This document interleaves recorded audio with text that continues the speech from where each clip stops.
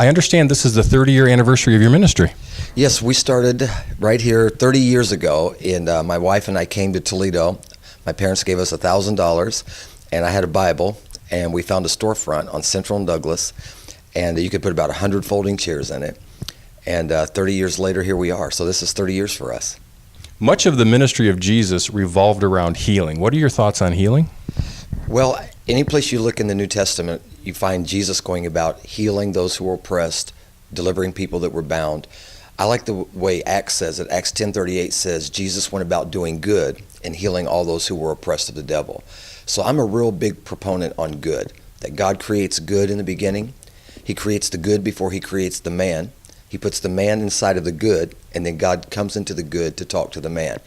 So a lot of people get involved in bad, whether it's and it causes a bad effect on their life, whether it becomes addictive personality types, or whether it becomes physical, internalized, and becomes sickness, because they're not surrounded by good.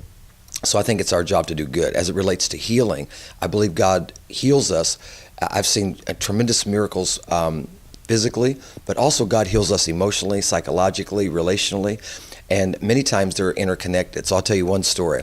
There was a young man in our church years ago, and he had hearing aids in both of his ears.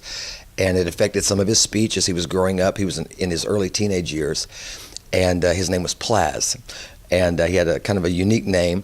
And but he was just a little bit awkward because of growing up that way. And I was having a prayer line and praying for people that came forward for physical healing. I prayed for him, and I kid you not, the kid takes his hearing aids out and he can hear. And so we had an evening service, something we were doing that evening. And you know, I can be kind of a person, I want to make sure this is the real deal. So I walk up behind him, probably 10 feet from him, and I just call his name out. And I said, Plaz, what are you doing? And he turns around and he says, I can hear you.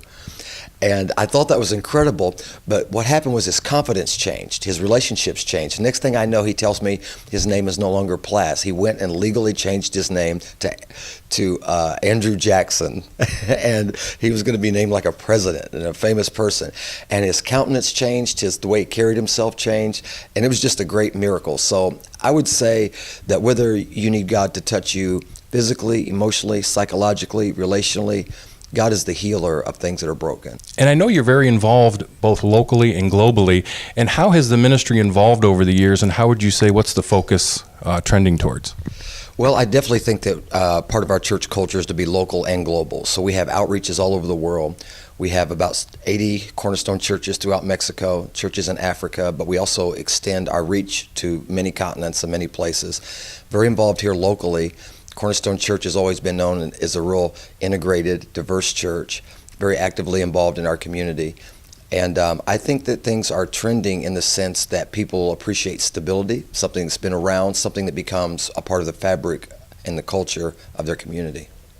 Well, congratulations. Thank you.